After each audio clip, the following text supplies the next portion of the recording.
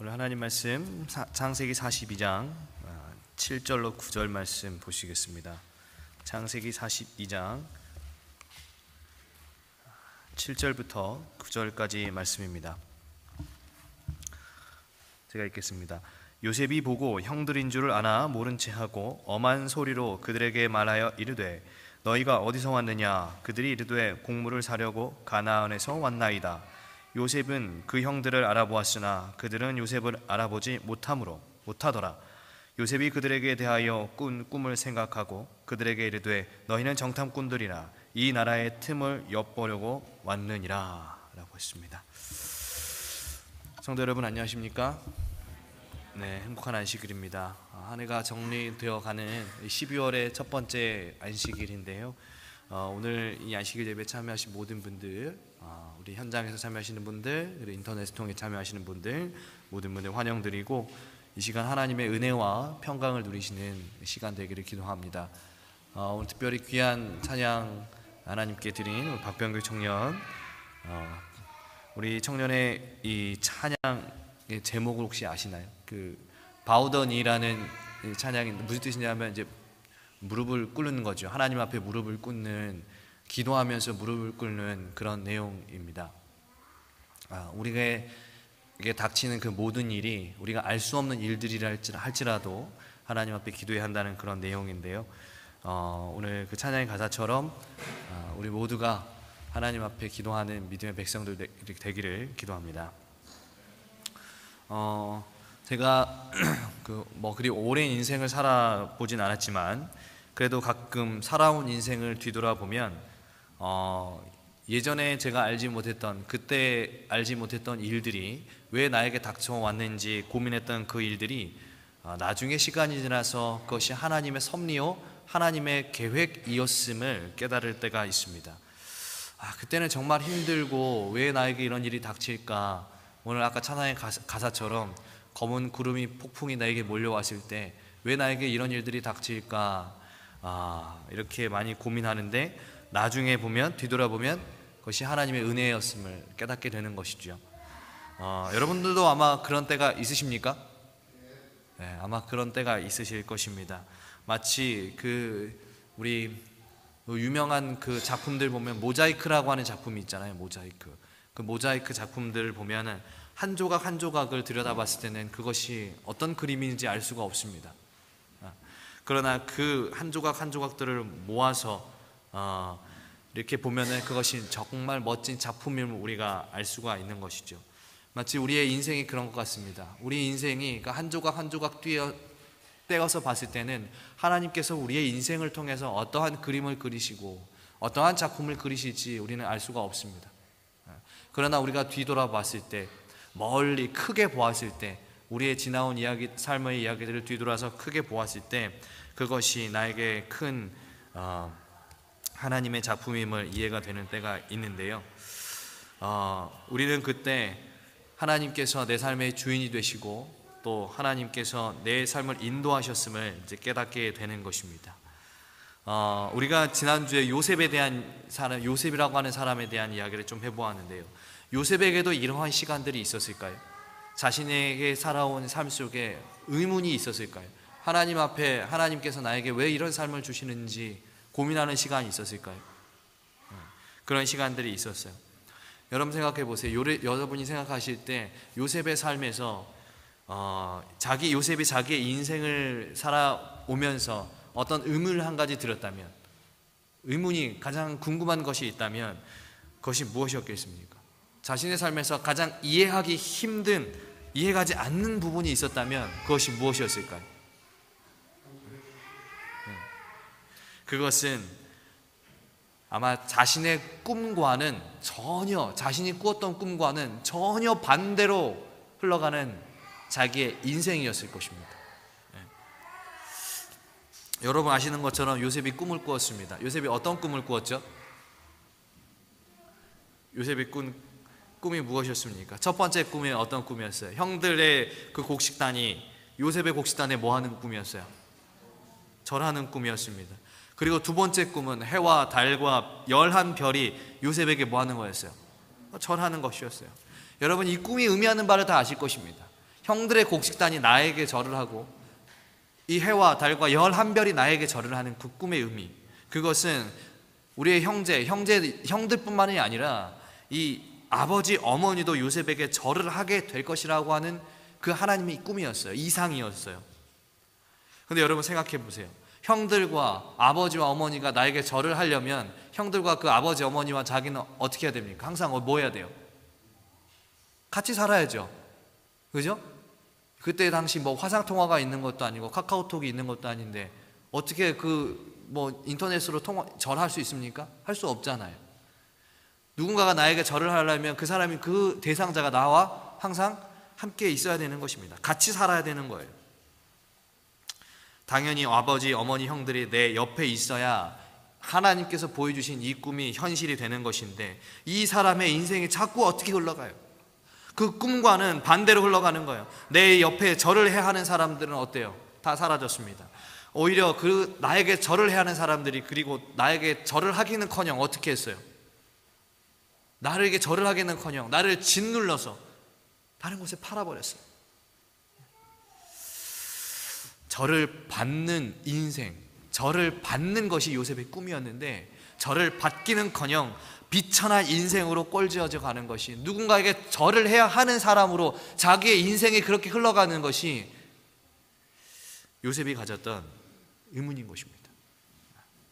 분명 내가 꾸었던 꿈은 하나님께서 보여주신 꿈인데, 하나님은 정작 그 꿈을 나에게 보여주셨으면서 형들이 나를 팔았을 때, 내가 애굽에서 누군가의 종이 되어 살아갈 때, 감옥에서 시간을 보낼 때, 그런 이집트에서 고통의 시간을 보내는데 왜 하나님은 나를 해방시켜 주시지 않으셨을까? 도대체 내가 얼마나 더 열심히 믿어야 되고, 내가 얼마나 더 하나님께 순종해야 되고, 도대체 내가 무엇을 잘못했기에 정말 누구보다 열심히 신앙한다면서 열심히 살았는데 왜 언약에 진실하신 하나님의 모습은 보이지 않는가? 내가 하나님께 매일매일 순종하면서 엎드리면서 기도하면서 매일매일 하루하루 살아갔는데 왜 하나님은 보이지 않는가?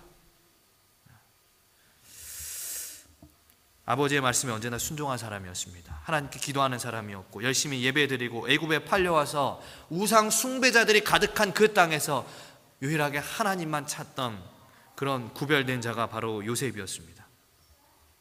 또한 하나님께서 나의 삶을 용서했던 것처럼, 우리 지난주에 살펴봤듯이 나도 형들의 삶은 이제 다 용서하고 다 잊었는데 왜 내 인생에 하나님께서 보여주시는 꿈은 실현될 기미조차 보이지가 않는 것일까?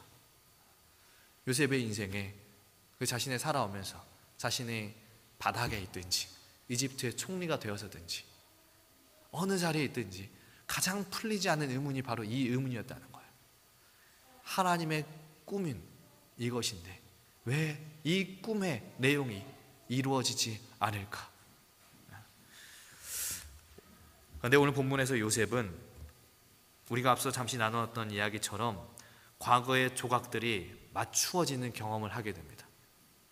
오늘 본문이 속한 창세기 42장의 내용은 여러분 다 아시는 내용인 거예요. 그 내용은 무엇이냐면, 그 이집트와 그 중동 팔레스타인 땅에 극심한 가뭄으로 인해서 식량을 구할 수 없었던 요셉의 형들이, 그 형들이 이제 아버지의 명령을 받아서 애굽에 식량을 빌리러 가는 이야기예요.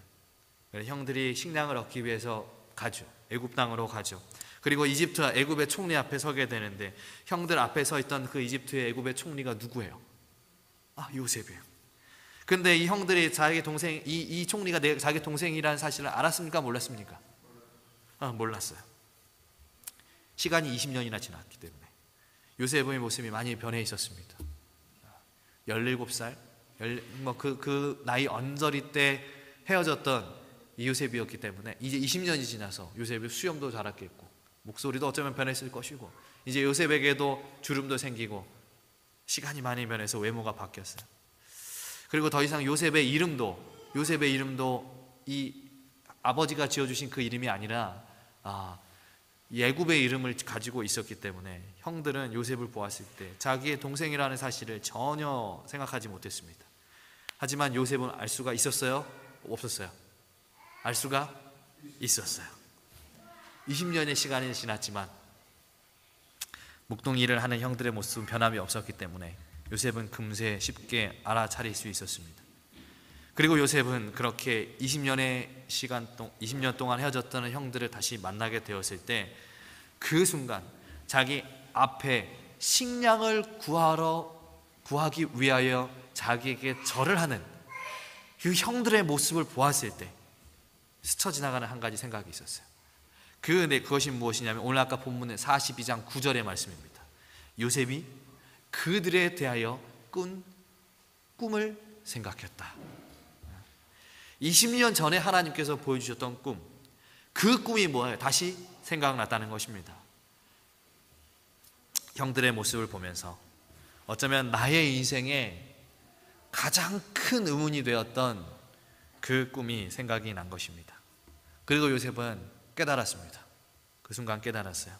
왜 내가 구덩이에 빠졌을 때, 감옥에 끌려갔을 때 하나님께서 그 일을 허락하셨는지, 하나님은 왜 나를 이 이방 땅에서 해방시켜 주시지 않으셨는지, 하나님은 왜 그 꿈을 이루시기 위해서 내 삶의 흔적에서 그 모습을 잠시 감추셨는지, 이해할 수 없는 하나님의 인도하심, 하나님의 약속과 하나님의 꿈과는 정반대로 흘러가는 그 인도하심이 무엇이었는지, 그 결과가 무엇이었는지 이제 요셉이 꿈을 꾼 지 20년이 지나서야 이 문제에 대한 답을 얻게 된 것입니다. 그 답이 무엇이냐면, 요셉이 얻은 답이 무엇이었냐면, 하나님께서 나를 왜 그렇게 구덩이에 빠뜨리는 일을 허락하셨고 감옥에 가는 일을 허락하셨고 나를 왜 해방시켜 주지 않으셨는지, 그 문제에 대한 답, 내 꿈과는 전혀 반대로 흘러가는 그 자신의 인생에 대한 답, 왜 그렇게 하셨는가에 대한 답을 찾았는데, 그 답이 무엇이냐면 창세기 45장 5절부터 7절의 말씀이에요. 제가 읽겠습니다. 당신들이 나를 이곳에 팔았다고 해서 근심하지 마소서, 한탄하지 마소서. 하나님이 생명을 구원하시려고 나를 당신들보다 먼저 보내셨나이다. 이 땅에 2년 동안 흉년이 들었으나 아직 5년은 밭가리도 못하고 추수도 못할지라 하나님이 큰 구원으로 당신들의 생명을 보존하고 당신들의 후손을 세상에 두시려고 나를 당신들보다 먼저 보내셨나니. 요셉이 분명히 이야기합니다. 하나님께서 왜 나를 그 구덩이에 빠뜨리는, 형들이 나를 구덩이에 빠뜨렸을 때 가만히 계셨는가? 보디발의 아내가 나에게 누명을 씌웠을 때 왜 가만히 계셨는가? 감옥에서 자기가 배신당했을 때 왜 가만히 계셨는가? 그 가만히 계신 이유는 지금 내가 생각해 보니 뭐라는 거예요? 하나님이 생명을 구원하시기 위해서, 내 형들과 내 아버지, 내 가족들의 생명을 구원하시기 위해서 하나님께서 나를 당신들보다 먼저 보내셨다는 거예요. 하나님께서 그 순간에 잠시 내 삶에서 하나님께서 보이지 않는 그 시간을 두셨다는 거예요. 요셉이 처음 그 꿈을 꾸었을 때 형제의 곡식단이 자신의 곡식단에 절을 하는 꿈을 꾸고 동네방네 그걸 다 말하고 다녔거든요. 그렇게 했을 때 그 이야기를 듣던 모든 사람들은 그 꿈의 내용이 이 요셉이 이 장자인 르우벤을 대신해서 이 아버지에게 장자권을 얻게 될 것이다 라고 생각했어요. 그거에 대한 이상인 줄 알았어요. 이 곡식단이 또 별들이 요셉에게 절을 했을 때 단순히 그 문제는 장자권에 관한 문제다라고 생각했어요. 왜냐하면 요셉은 다른 형들과 달리 다른 귀중한 그 채색 옷이라고 하는 것을 입고 있었거든요. 좀 더 다른 의미의 옷을 입고 있었기 때문에 많은 사람들, 요셉이 그 꿈에 대해서 막 이야기할 때 형들도 그 다른 사람들도 다 이 꿈은 장자권을 누가 소유하느냐의 문제라고 생각했던 거예요. 하지만 그 꿈에 대한 답은 요셉을 통한 이스라엘의 구원이었습니다. 이집트와 가나안에 예고된 7년의 가뭄, 아무도 식량을 구할 수가 없어서 모두가 다 죽어야 하는 그 상황 속에서 그들을 살리시기 위한 하나님의 계획, 그 계획이 바로 하나님의 요셉이 꾸었던 꿈이었다라는 거예요. 하나님은 그 꿈을 이루시기 위해서 잠시의 고통의 시간을 요셉에게 허락하셨습니다. 비록 요셉의 삶에 힘들고 어려움이 있었지만 그 모든 시간들은 하나님을 위하여 하나님의 꿈을 이루기 위한 준비의 시간이었다라고 하는 거예요. 하나님의 꿈을 이루기 위하여 준비되는 시간, 그러한 시간이 여러분 우리에게도 있습니다. 오늘 우리가 살아가다 보면은 하나님의 나에게 알려주신, 하나님께서 나에게 보여주신 이상과 말씀과 하나님께서 주신 약속과는 정반대로 흘러가는 때가 있어요. 내가 정말 하나님 앞에 열심히 기도하고 요셉처럼 하나님 앞에 열심히 예배드리고 기도하고 말씀 보고 찬미하고 누구보다 열심히 봉사하고 내가 내 삶을 뒤돌아봤을 때도 나는 정말 열심히 하나님 믿었는데 그럼에도 불구하고 내 인생의 불행이라고 하는 것이 다가올 때가 있어요. 엄습할 때가 있어요. 내 일들이 풀리지가 않을 때가 있고 내 가족 중에 누군가가 혹은 내가 아파서 쓰러질 때도 있고, 그런데 거기가 끝이 아님을 여러분 기억하십시오. 요셉의 인생의 마지막은 구덩이에 빠졌을 때가 끝이 아니었음을, 애굽에서 노예 생활할 때가 끝이 아니었음을 기억하십시오. 그 모든 시간들은 하나님께서 나에게 꿈을 이루시기 위한 준비의 시간이었음을 우리가 기억해야 하는 것입니다. 그리고 또한 놀라운 것은 하나님께서 그 꿈을 이루시기 위하여 준비하는 시간, 우리에게 너무나 참 감동적인 것은 그 어둠의 시간 속에서 요셉은 하나님을 놓치지 않았다라고 하는 것입니다. 그리고 그 꿈이 이루어지지 않는다고 해서 원망하지도 않았다는 거예요. 인간적인 의문이 있고 내 인생이 왜 이렇게 꼴지워져 갈까 의문이 들었을 수 있겠지만 그 꿈대로 되지 않는다고 해서 하나님을 떠나지 않았다는 거예요. 의문은 가졌지만 의심하지 않았다는 거예요. 여러분, 의문과 의심이라고 하는 것의 차이를 잘 기억하셔야 됩니다. 하나님께서 왜 나에게 이런 인생을 허락하실까 생각할 수 있습니다. 그러나 그렇다고 해서 하나님을 의심해서는 안 되는 거예요. 요셉은 더 나아가서 하나님께서 나에게 보여주신 그 꿈은 이루어지지 않는다고 해서 인간적인 방법을 통해 그것을 억지로 이루려고 하지도 않았습니다. 의심을 하는 사람, 하나님께 의심하는 사람의 특징은 그 일들이 나에게 이루어지지 않았을 때 그 일들을 내 스스로 인간적인 의지를 가지고 하려고 해요. 그러나 요셉은 그렇게 하지 않았어요. 여러분, 우리가 요셉의 아버지, 요셉의 할아버지의 누굽니까? 이삭이죠. 이삭의 이야기가 창세기 25장 23절에 나오는데, 여러분 아시는 것처럼 요셉의 아버지 야곱과 큰아버지 에서가 리브가, 그 요셉의 할머니죠. 할머니 뱃속에 있을 때 하나님께서 주신 예언의 말씀이 있었어요. 그것이 무엇이냐면 여호와께서 그에게 이르시되 두 국민이 내 태중에 있구나. 두 민족이 내 복중에서부터 나누이리라. 이 족속이 저 족속보다 강하겠고 큰 자가 어린 자를 섬기리라 하셨더라. 하나님께서 이제 이삭과 리브가에게 이상을 주셨습니다. 너의 복중에 두 아이가 있는데 그 두 아이 중에 작은 자가 큰 자를 섬길 것이다. 여러분, 여기서 큰 자가 누구예요? 에서죠. 작은 자는 누구예요? 야곱이에요. 이 예언은 리브가에게 주어졌어요. 야곱도 이 예언을 잘 알고 있었습니다. 분명한 하나님의 예언이었어요. 야곱이 언젠가 이 에서를 넘어서 이 에서를 다스릴 것이다라고 하는 것이 하나님의 분명한 예언이었습니다. 그런데 리브가와 야곱과 이삭은 이 예언을 기다렸습니까? 못 기다렸습니까? 못 기다렸어요. 리브가와 이 작은 자였던 이 야곱은, 요셉의 아버지는 못 기다렸어요. 분명히 하나님께서 그렇게 약속해 주셨는데, 예언을 주시고 그렇게 될 것이다 말씀을 주셨는데 그것이 이루어질 기미가 보이지 않자 어떻게 했어요? 우리가 아는 것처럼 형을 어떻게 했어요? 야곱이 속였어요. 그 어머니도 그것에 동조했어요. 예언이 성취될 기미가 보이지 않자 결국에는 인간적인 방법, 속임과 사기로 장자권을 얻어냈습니다. 야곱은 기다리지 못했어요. 그러나 오늘날 요셉은 다른 것입니다. 겸허히 하나님의 인도하심을 기다렸다라고 하는 거예요. 만일 그가 인간적인 방법을 사용했다라고 한다면 얼마든지 요셉은 보디발의 집에 시도할 수 있었을 거예요. 여러분, 요셉이 보디발의 집에서 꽤나 높은 자리에 있었습니다. 그는 신분 노예였지만 어느 정도 자유가 보장된 사람이었어요. 그래서 다시 자기의 고향으로 돌아갈 수 있었습니다. 도망갈 수 있었을 거예요.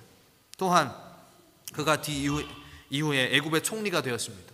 애굽의 총리가 되어서 정말 화려하게 고향으로 복귀해서 형들과 아버지 어머니를 다 자기 앞에 무릎 꿇게 할 수도 있었어요.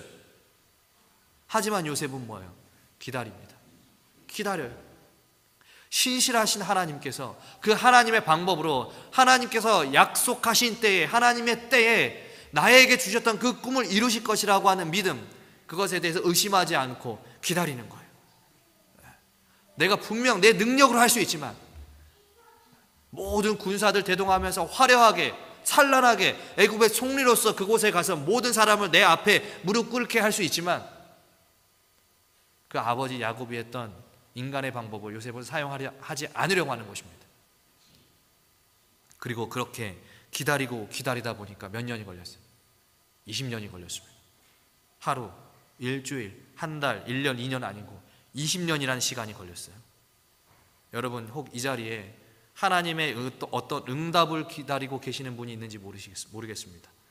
하나님께서 나의 삶에 어떤 말씀을 해주시고 나의 삶에 보여주시기를 바라고 그것을 기다리는 분이 계시는지 모르겠어요.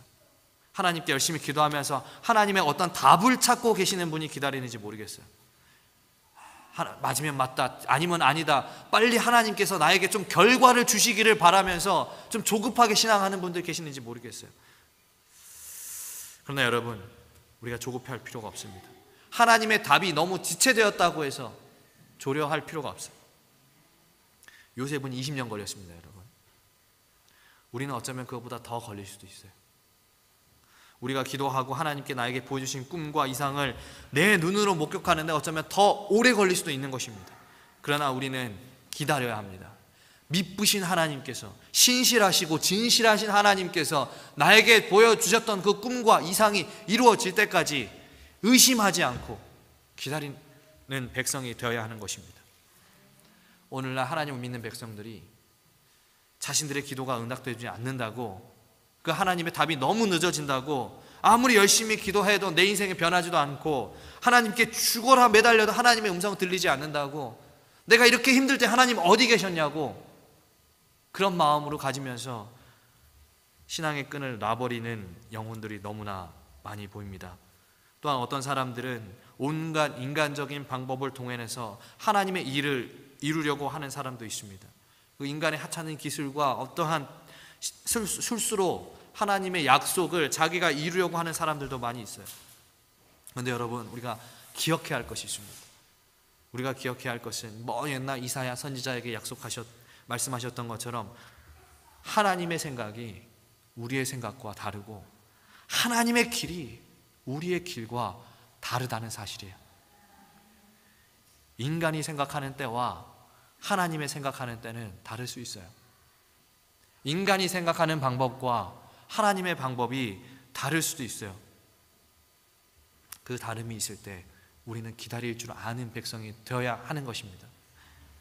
하나님은 요셉이 구덩이에 빠졌을 때, 요셉의 꿈이 형들에 의해서 짓밟힌 것처럼 보였을 때, 하나님께서 아무런 일을 안 하신 것처럼 느껴질 때, 그때도 하나님은 여러분 일하고 계셨습니다. 우리가 생각했던 것과는 다르게 일하고 계셨던 거죠. 하나님의 눈에, 우리의 눈에 보이지 않는다고 해서 하나님을 일하시지 않는 게 아니고 다르게 일을 하시는 거예요. 우리가 그것을 기억해야 하는 것입니다. 요셉이 인간 이하의 노예 생활할 때도, 감옥에 있을 때도 하나님은 요셉에게 주신 꿈을 위하여 계속 일하고 계셨습니다.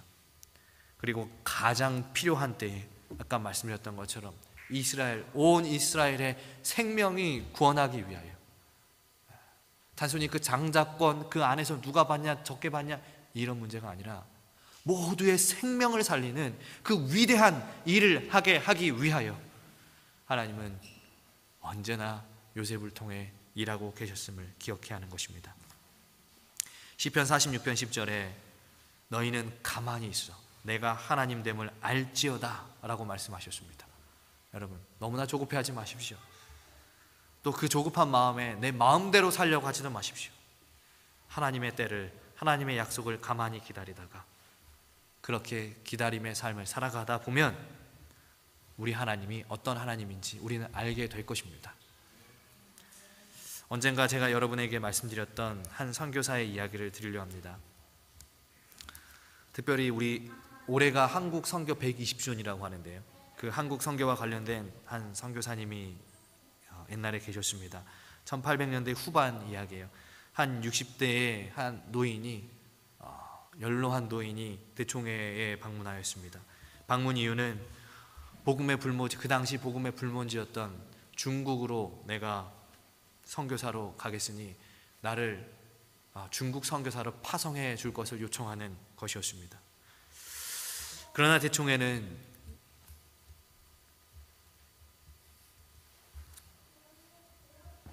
당신은 설교를 배운 적도 없고 신학을 공부한 적도 없고 또 새로운 언어를 익히기에는 너무나 나이가 많아가지고 우리는 당신을 선교사로 보낼 수 없다 그랬어요.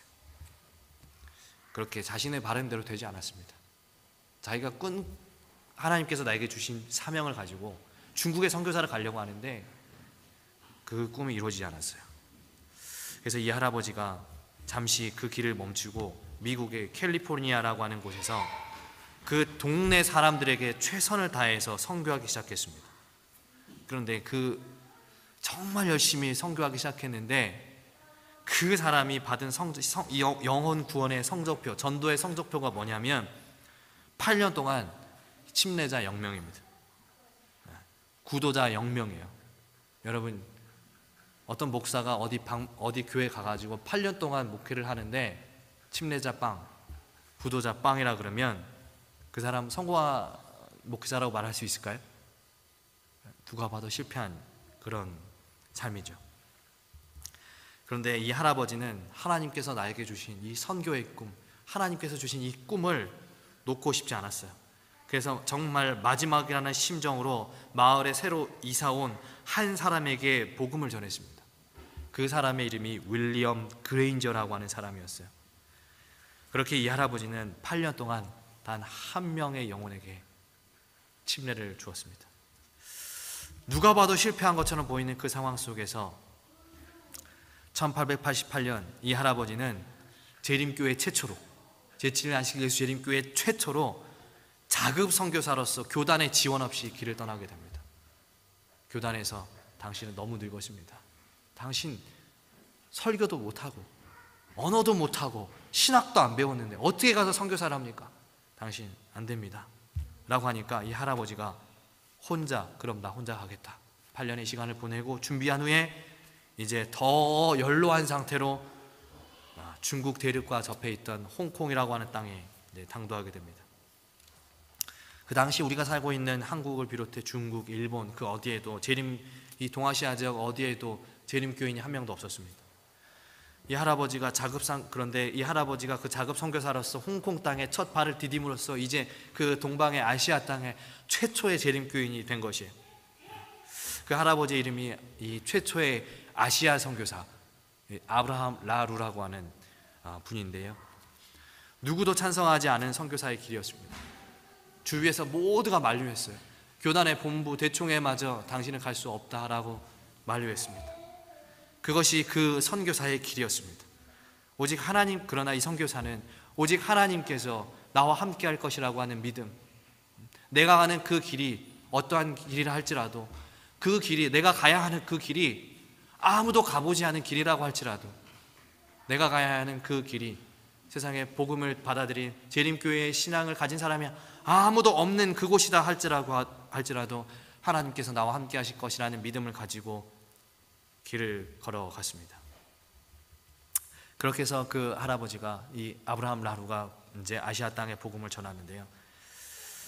그런데 그 어려운 길을 선택한 이 노인의 모습을 보고, 이 할아버지의 모습을 보고 예전에 이 노인에게 전도되었던 그 캘리포니아에 살면서 전도되었던 8년 중에 단 한 명, 8년 중에 그 유일하게 복음을 전도하고 침례를 주었던 그 한 명, 그 그레인저라고 하는 사람이 이 할아버지가 그러한 어려운 길을 선택하는 모습을 보고 자신도 선교사의 길을 선택합니다. 그리고 그 사람이 선택했던 곳은 어디였냐면 일본이었어요. 그리고 그 그레인저라고 하는 그 선교사가 일본에 가서 복음을 전하다가 가장 처음으로 복음을 전한 사람이 구니야 히데라고 하는 사람이었습니다. 근데 이 구니야 히데라고 하는 사람이 거기서 재림 신앙을 받아들이고 이제 전도사가 되어 고베라고 하는 곳에서 목회를 하는데, 그때 하와이로 가기 위해서 가려고 준비 중이었던 두 명의 한국인, 손흥조, 이응현이라고 하는 사람을 만나게 됩니다. 그리고 그곳에서 그 두 명의 사람에게 복음을 전해. 그리고 그 두 명 중에 손흥조라고 하는 사람이 하와이로 가려다가 서류 미비로 인해서 못 가게 돼요. 그리고 다시 본국으로 한국으로 돌아오는데, 그 돌아오는 배에서 임기반이라고 하는 사람이 또 복음을 듣고 그 사람들이 또 이 땅에 와가지고 복음을 전하게 됩니다. 그 두 사람이 우리 제1칠 안식일 재림교회 한국교회 최초의 성도들이었습니다. 이렇게 복음의 씨앗이 퍼져서 오늘날의 수십만의 교민들이 여러분 한국과 중국과 일본에서 하나님을 섬기고 우리와 같은 신앙을 하면서 살아가고 있는 것입니다. 많은 영혼들이 하나님을 믿는 역사에는 8년 동안 비록 한 명밖에 전도하지 못했지만 그래도 하나님의 꿈을 놓지 않았던 한 사람, 모두가 다 안 될 것이라고 이야기했을 때 그래도 하나님께서 나에게 주신 꿈이 있으니 하나님을 의심하지 않고 그 믿음으로 복음을 전했다는 그 한 사람, 그 한 명의 선교사 덕분에 오늘날의 한국 땅에 신앙을 하게 된 사람들이 생겨났고, 오늘 우리가 사실은 그 신앙의 덕을, 그 은혜의 덕을 받게 되는 것입니다. 우리의 인생에 하나님이 보이지 않을 때가 있습니다. 하나님이 내 옆에 계시지 않는 것 같고 내 삶에 함께 하시지 않는 것처럼 느껴져서 외롭고 두려울 때가 있습니다. 내가 가려 하는 그 길을 세상의 모든 사람들이 만류할 때가 있습니다. 하나님께서 나에게 분명히 이 길을 보여주셔서 그 길을 가려고 하는데 세상의 사람들이 넌 안 돼, 당신은 안 돼, 그렇게 우리의 가는 길을 흔들 때가 있습니다. 그러나 여러분, 요셉과 함께 하셨던 하나님, 아브라함 라루라고 하는 할아버지 선교사에게 함께 하셨던 그 하나님은 오늘 우리의 어려움의 시간, 실패라고 여겨지는 그 시간에도 언제나 우리와 함께 하실 것입니다. 여러분 기억하십시오. 요셉은 고통의 구덩이에서도 하나님을 놓지 않았습니다. 아브라함 라루는 나이가 많고 가난하고 많이 배우지 못했다는 그 세상의 편견의 구덩이에서도 하나님을 놓지 않았습니다. 오늘 우리가 세상의 어느 구덩이에 빠지더라도 하나님은 우리를 건지시고 당신의 계획대로 우리를 인도하실 것임을 여러분 잊지 않으시길 바랍니다. 증언의 말씀 한 구절 읽고 마치겠습니다.